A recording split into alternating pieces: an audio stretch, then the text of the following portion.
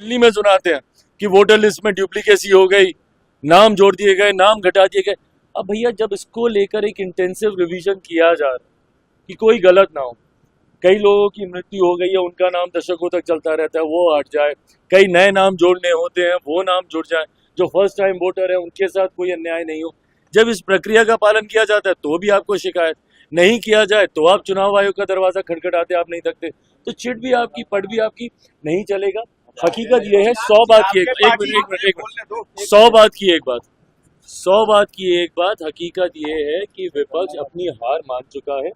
अभी तक ईवीएम पे ठीकरा फोड़ा जाता था, ईवीएम को बदनाम किया जाता था, अब वो बहाना इन लोग का चलता नहीं है। तो अब इन्होंने अगले 3-4 साल के लिए एक नया बहाना निकाला है, वो है वोटर लिस्ट को लेकर। देखिए, एक के बाद एक जिस तरीके से बिहार में आपराधिक घटनाओं की एक श्रृंखला सी बन गई है और प्रशासन पूरी तरीके से नतमस्तक दिख रहा है अपराधियों के सामने।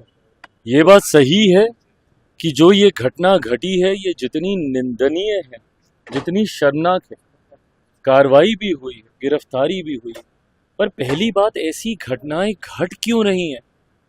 बिहार में जिस तरीके से हत्या, अपहरण, लूटमार, डकैती, बलात्कार, एक के बाद ऐसी श्रृंखला बन गई है, और अब तो ऐसा लग रहा है जैसे प्रशासन पूरी तरीके से नाकामयाब है इन घटनाओं को रोकने के लिए।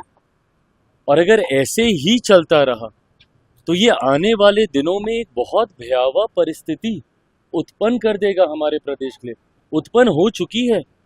जिन परिवारों ने अपनों को खोया, उनका हालात पूछिए। जिन बच्चियों के साथ इस तरीके से दुष्कर्म हो रहा है, उनके हालात पूछिए। आज अगर इस तरीके की बातें भी कही जाती हैं कि चुनाव के कारण ऐसी गतिविधियों को असामाजिक तत्व अंजाम दे रहे हैं, अगर चुनाव भी एक कारण, और मैं भी मानता हूं कहीं ना कहीं कि संभवतः चुनाव भी एक कारण है, सरकार को बदनाम करने की साजिश के साथ संभवतः इन घटनाओं को अंजाम दिया जा रहा है, पर तब भी जिम्मेदारी तो प्रशासन की ही है ना इसको नियंत्रित करने की। कोई भी अपराधी आपके राज्य में आपराधिक घटनाओं को कैसे अंजाम दे रहा है प्रशासन के रहते हुए? या तो फिर इसमें प्रशासन की मिली भगत है, और या फिर प्रशासन इस पे लीपापोती करने का कार्य कर रहा है, और या फिर पूरी तरीके से प्रशासन निकम्मा हो चुका है और अब इनके बस का नहीं है बिहार और बिहारियों को सुरक्षित रखना। ऐसे में पुनः एक बार मैं बिहार सरकार से आग्रह करूंगा, जरूरी है समय रहते हम लोगों को इसके ऊपर कार्रवाई करने की। मुझे इस बात का दुख होता है कि मैं एक ऐसी सरकार का यहाँ पे समर्थन कर रहा हूं जहां पे अपराध पूरी तरीके से बेलगाम हो चुका है।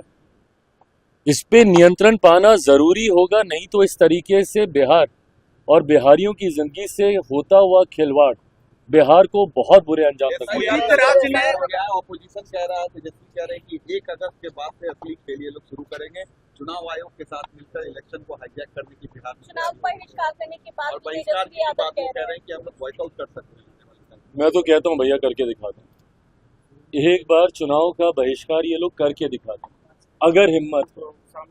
भाई ये तो वो राजनीतिक दल हैं जिनमें अकेले चुनाव लड़ने तक की हिम्मत नहीं है, बहिष्कार तो क्या करेंगे। राष्ट्रीय जनता दल, बिहार की पुरानी पार्टी जो 15 साल तक सत्ता में रही, आज हिम्मत नहीं है इन लोग की अकेले चुनाव लड़ने की। गठबंधन किससे? कांग्रेस जैसी पार्टी जो देश की सबसे पुरानी पार्टी है, कांग्रेस में हिम्मत नहीं है बिहार में अकेले चुनाव लड़ने की। भैया चिराग पासवान में इतनी हिम्मत तो थी ना कि 2020 में मैंने अकेले चुनाव लड़ने का दम दिखाया, वो भी तब जब मेरे नेता का निधन उस वक्त हुआ था, जब पहले चरण का नामांकन चल रहा था। है हिम्मत तो लड़के दिखाए अकेले। तो जो अकेले चुनाव नहीं लड़ सकता, वो चुनाव का बहिष्कार क्या करेगा? ये सिर्फ धमकी देने का ये लोग कार्य कर रहे हैं। और किस बात को लेकर? आदत हो गई है विपक्ष की डराने की, लोगों को डरा कर वोट हासिल करने की। लोकसभा के वक्त भी ऐसे ही डराने का काम किया था। क्या कहा था बार बार लोकसभा में कि भैया मोदी की सरकार फिर से आ गई तो आरक्षण समाप्त हो जाएगा, लोकतंत्र की हत्या हो जाएगी, संविधान समाप्त कर दिया जाएगा। आज बताइए, 1 साल से ऊपर हो गया हम लोग की सरकार आए हुए, कहाँ का संविधान खत्म हुआ? किसका आरक्षण छीन लिया गया, या कौन से लोकतंत्र की हत्या हो गई? एसआर को लेके जो भ्रम फैलाया जा रहा है, यही भ्रम सीए को लेके भी फैलाया गया था। सोचिए, एक नागरिकता देने वाले कानून को इन्होंने नागरिकता छीनने वाला कानून बताकर देश के अल्पसंख्यक समाज को डराने का काम किया था। आज मुझे बता दीजिए, कौन से अल्पसंख्यक समाज की कितने मुसलमानों की नागरिकता छीन ली गई जिस तरीके से डराया गया था सीए को लेकर। वैसे ही एसआर को लेकर पहले तो इन एंटीसिपेशन, अरे भैया इतनी जानकारी है आपके पास इतनी जानकारी है तो दे दीजिए ना सबूत।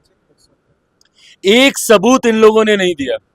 अगर इतनी जानकारी है कांग्रेस के पास, राहुल जी के पास, राजद के पास, तो दिखाए ना कि भैया कौन सा सही आदमी था जिसका इन लोगों ने कैंसिल कर दिया हो या जिसका नाम वोटर लिस्ट से हटा दिया हो।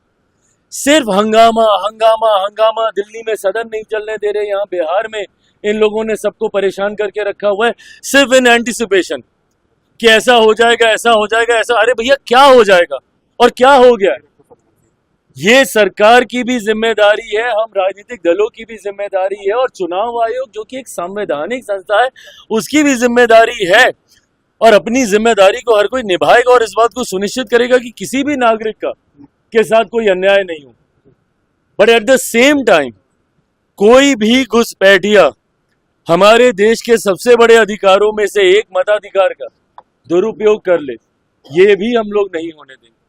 आज की तारीख में कौन कंप्लेंट करता था? भैया यही लोग जाते थे ना। क्यों जाते थे चुनाव आयोग के दरवाजे पे? अगर आपको कोई प्रक्रिया नहीं चाहिए थी, क्यों ये प्रोसेस अपनाया गया? इसीलिए अपनाया गया ना कि लोकसभा चुनाव के बार बार जाते थे ये लोग कि वोटर लिस्ट में धांधली हो रही है। महाराष्ट्र का तो अभी तक हम लोग को सुनाते हैं